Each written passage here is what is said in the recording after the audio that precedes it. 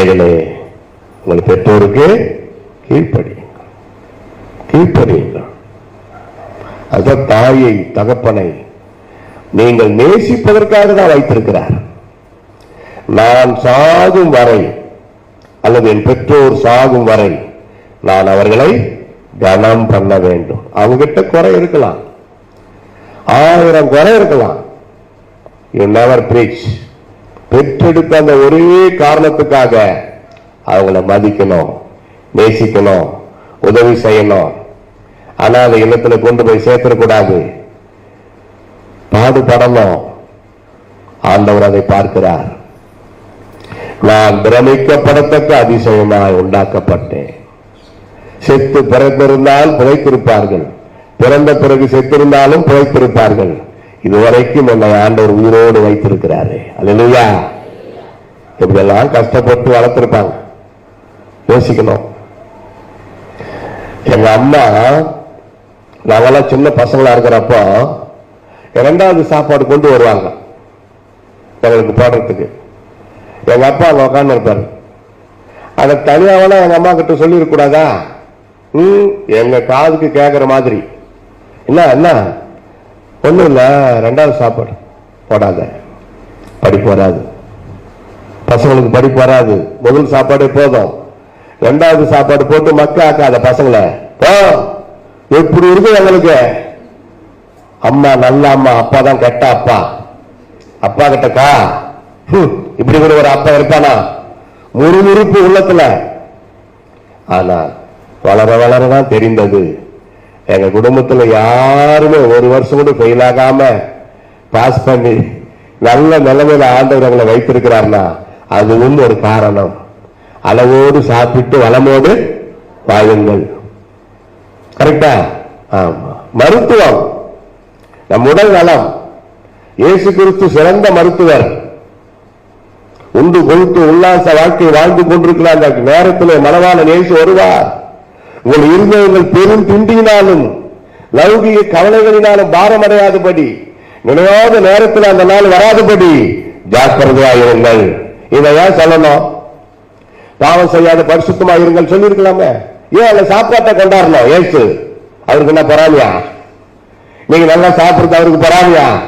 இல்ல இதை பற்றி பேசுறது எனக்கு பொறாமையா? உங்க சாப்பாடு, உங்க உடம்பு. ஆனால் ஆண்டவர் சொல்றாரு, நீங்க நல்லா இருக்கணும்ன்றதுக்காக தான் அப்பா ஸ்தானத்துல நின்று இயேசுவாக சொல்லிட்டாரு. பாருங்க, பெருந்திண்டி ஒரு பாவம், போஜன பிரியன் ஒரு பாவம். சிறு பிள்ளைகள் யாரும் என் கண்ணுக்கு அவ்வளவா தம்புல. என்ன சாப்பாடு அம்மா கொடுக்குறாங்கன்னு சந்தோஷமா சாப்பிடணும். சில டைம்ல மீன் குழம்பு இருக்கும், நல்லாதான் இருக்கும் டேஸ்டா.